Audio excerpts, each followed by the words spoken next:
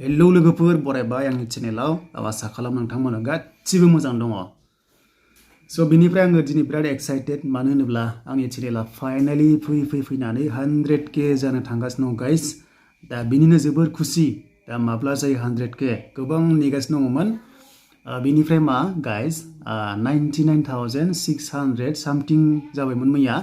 दिनै साडेनलि 99,900 सामथिं जागासिनो दङ That means on the way. I am very excited guys मानोना 100K जामारसिगोन ना बेफोर जाबाय गासैबो नोंथांमोननि अननायाव स' दिनै फाइनालि जाहां जागासिनो दङ बिनिफ्राय बेसेबां जागोन नायनोसै गाइस बिराद एक्साइटेड माला 100K जायो बिनिफ्राय दायो 13 फेब्रुवारि बिनिफ्राय दायो नायनोसै स्क्रिनाव बेसेबां जाखो गाइस बेसेबां नामावगौ आरो बेसेबां जाखो आरो माब्ला जागोन थ' जियानो जा बयबो एक्साइटेड जाखायो नङा होमबा जेब्लानाखि नोङो इउटुब चेनेल खुलिगोन ना 1K जानो एक्साइटेड जायो 10K जानो 50K जानो एन्ड लास्टआव 100K 100K मोनसे टारगेट जाहैबाय जेरावनाखि 100K जायोबा सिलभार प्ले बाटन मोनो नालाय दा आंबो एक्साइटेड आरो बे गासैबो नोंथांमोननि अननायाव दा बिदिब्ला आंबो नायाखै गाइसनो दासो नायनो नागिरदों बेसेबां जाखो आं नोंथांमोननो स्क्रिन रेकर्डखौहाय डिसप्लेआव होनो हागोन आरो जाहाथे नोंथांमोनाबो नुयो बेसेबां जाखो फाइनालि नायनोसै ना दायो थांबाय इउटुब स्टुडिअ'आवहाय अपेन खालामबाय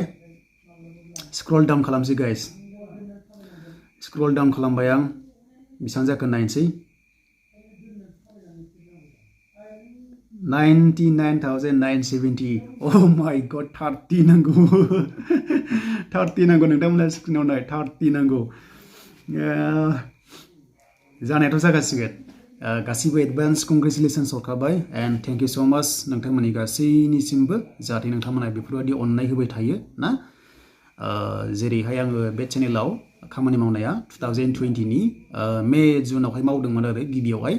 ओमफ्रायहाय नाजानानै नोंथांमोननि अननायाव दिनैसिम बे स्टेजाव फैनो हादों नाजायोबा जायो मोनसे टाइमावहाय जायो साक्सेस जायो ओंखायनो नोंथांमोना नाजाबाय थानांगौ जि खामानि मावा मानो स' आंबो नाजानानैसो बे स्टेजाव फैदों ना जेरै नोंथांमोना नुगासिनो दंखायो सिगांनिफ्रायनो बिदिनो आपडेट होयै खस्थ' खालामै दिनै बे स्टेजाव फैदों नङा होमबा थिग बेबादिनो नोंथांमोननि अननायाव आरोना थ' जियानो जा बेखौ दोनथ'बाय उनाव मोजां भिडिअ लाबोगोन स्टेप बाय स्टेप भिडिअ फैगोन आं मानो थाखाय इउटुब बेबायदि खालामखो बा बेबायदि आपडेट होग्रा जादों थ' जियानो जा स्क्रिनाव खनसे स्क्रल डाउन खालामबावनोसै बेसेबां जाखो 970 दङ गाइस 30 नांसिगौ आइ हप बे 30 थाबैनो जागोन दिनैनो जागोन 13 फेब्रुवारियावनो जागोन बेनिफ्राय नोंथांमोनजोंहाय जेब्लानाखि मोजां सम मोनो अब्ला नैबे मास्कखौहाय बोखारनानै अपेन भिडिअ खालामगोन नोंथांमोनजों इन्ट्र' लागोन आरो नोंथांमोनखौहाय लोगो हमगोन स' थेंक इउ स' माच दसे नेथ'दो आरो 100K जाहां जायोब्ला फिन खनसेबाव नोंथांमोननोहाय स्क्रिन रेकर्ड खालामनानै दिन्थिगोन गाइस हे गाइस फैबावबाय दसे गोबाव नेनानै ओंखाम जागुलायबाय एकदम गुरलुब मोनगासिनो दङ मानोना 100K जागोन नालाय गाइस एक्साइटेड यो थ' जियानो जा लोगोफोर एसे फानि खालामबाय थ' गाज्रि मोननाङा मानोना एसे खुसि जाखायो नालाय जेब्लानाखि साक्सेस जाहां जायो माखासे क्राइटेरिया अब्ला स' एसे एक्साइटेड जायो मानोना 100K एसे इम्पर्टेन्ट ना इउटुबाव नङा होमबा एसे फेमासबो जायो नङा होमबा राइट थ' जियानो जा लोगोफोर थेंक इउ स' माच फिन खनसेबाव मानोना 100K जानो थांगासिनो दङ स' बिदिब्ला जोङो इउटुब स्टुडिअ'खौ जोङो अपेन खालामसै ना ज' मा नायगोन 100K माब्ला जागोन थ' दायो आङो अपेन खालामबाय फाइनालि नायदो गाइस oh my god 93 जाबाय गाइस 93 7 नांगौ oh my god 7 oh my god 7 नांगौ 7 7जन नांसिगौ 7जन 100K जाथारसिगोन बेयाव नायबाय थानो आं स्क्रल डाउन खालामगासिनो दङ बिनिफ्राय बे मास्कखौहाय बोखारसिगोन माने 100K जाबा आरो खिन्थु मोनसे मोजां सम लागोन आरोना मोजां सम लानानै मोनसे मोजां भिडिअ खालामगोन आरो नङा होमबा गाइस थ' 99,993 oh my god खनसे स्क्रल डाउन खालामनोसै दे 94 जाबाय guys oh my god thank you so much नोंथांमोननि अननायाव गासैबो बेफोर आरोना आंनिबो नाजानाय दङ आंनिबो नाजानाय आरो नोंथांमोननिबो सापर्ट नङा होमबा तो गावजों गाव नोंथांमोना सापर्ट होलायबाय था आं आसा खालामो नोंथांमोनाबो बेबायदि मोजां मोजां कन्टेन्ट लाना फैगोन इउटिउबावहाय हेल्पफुल जाहाथे बेनिफिट्स जायो भिउवार्सनि थाखाय स' आं मोनसेल' रिक्वेस्ट खालामगोन इउटिउबावहाय जुदि भिडिअ खालामबा स' नायग्रानि थाखाय माबा मोनसे बेनिफिट्स मोनोब्ला नायग्रानि थाखाय माबा मोनसे मेसेज मोनोब्ला इनफर्मेटिभ मोनोब्ला स' एसे थाबनो चेनेला ग्र' जायो आरो गाइस बेखौ गोसोआव लाबानो जाबाय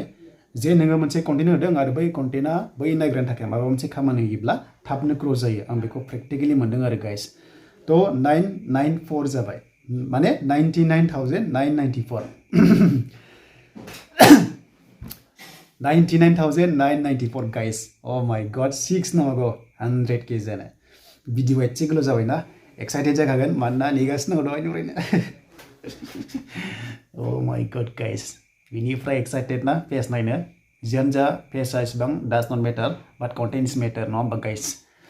जियानो जा अल द बेस्ट आपकामिं जबनि थाखाय आरो आंबो नोंथांमोन बेबायदि साख्रिनि आपडेट लाबोबाय थागोन जाहाथे बर' रावजोंनो गासैबो A to Z मिथियो आरोना गाइस तो जोङो हारसा इंलिसावहाय जों बारा बुजिजोबा ना साफ्रोमा बुजिया हमना ला 30%आ एक्सपार्ट इंलिसाव एन्ड 70%आ बुजिजोबा नङा होमबा स' बेखायनो मा जों बर' रावजोंनो बेबायदि आपडेट लाबोबाय थागोन जाहाथे जोङो जबखौहाय मा ओंखारदों मा ओंखाराखै माने थाबनो मिथियो आरोना बेनिफ्राय जों एप्लाइखौ खालामनानै लानो हायो बेनिफ्राय नोंथांमोन एप्लाइ प्रसेसखौ मोनबाय थाखागोन आंनि भिडिअआव जबनि आपडेट मोनगोन एन्ड सेकेन्ड स्टेजआवहाय जेनेबा फार्स्टआव जबनि आपडेट सेकेन्डआवहाय एडमिट एन्ड थार्डआव एग्जाम एन्ड फर्थआव रिजाल्ट नङा होमबा गाइस बेबायदि मोनगोन स' स्क्रल डाउन खालामावसै 94 थाबथादोंमोन ना खालामबाय 100k दाबो जायाखै गाइस नै लाइभ प्रुफ नायनो हागोन नोंथांमोना बेयाव केमेराफोर लाइभ प्रुफ नायनो हागोन 6 नामागौ ना 6 नामागौ 100k जानो 6 नामागौ guys oh my god excited साब्रै 100k जानो गाइस नै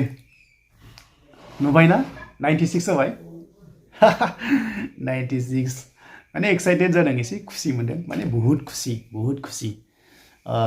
खुसि मोनदों जेरैहाय गावनि टारगेटआव होसोयोब्ला बै टारगेटआ माने साक्सेस जानो नागिरबा मिथिखायोब्ला बिराद मोजां मोनना थिग बेबादिनो आंबो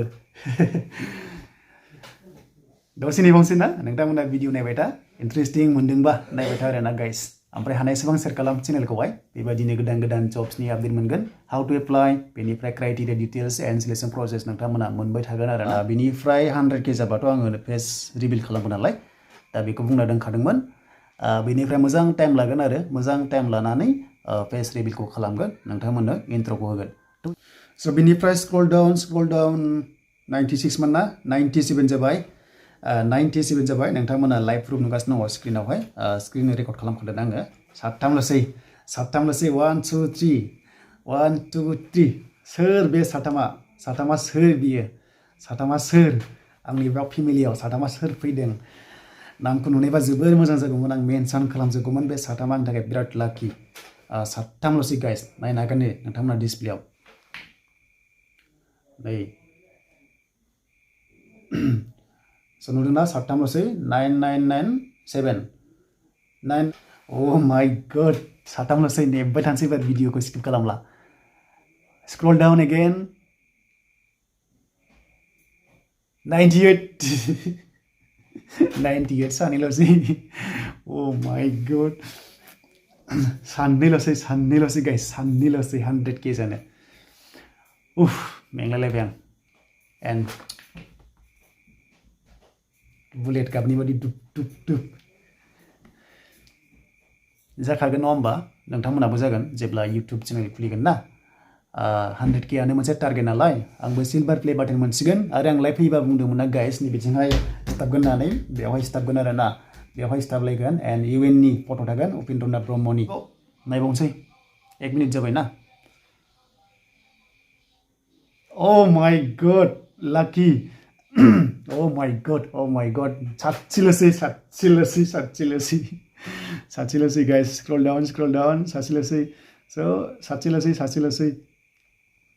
oh my god लाइभ नोंथांमोना सेलिब्रेसन खालामनांगोन बाट बे पेजखौहाय दिन्थिथला मालाबा मोजां टाइम लानोसै मोजां सम लानानै oh my god guys oh my god नै नायदो माबादि जायो लास्ट ममेन्टआव 9999 जाबाय नै गाइस 999 मोनबा जाबाय नाइना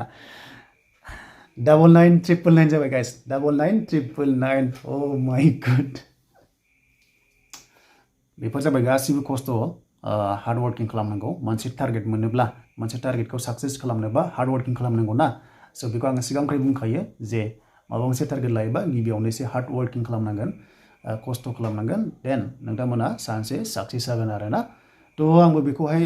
2020 आव चेनेलखौ खुलिदोंमोन ना लकडाउन टाइमावहाय लकडाउननिफ्राय नाजानानै दासिम बेस्टसिम आरो ना गाइस थ' जियानो जा खनसे स्क्रल डाउन खालामावसै नै 99 दङ ना 99 दङ दे Oh my god, finally जाबाय 1L 100k subscribers. Thank you. गासिनिसिमबो एकदम thank you so much. So final जाबाय नै 100k 1 lakh जाबाय subscriber guys. So finally, oh my god. Finally, yeah. Thank you so much. तो नोंथांमोना support होनानै finally नै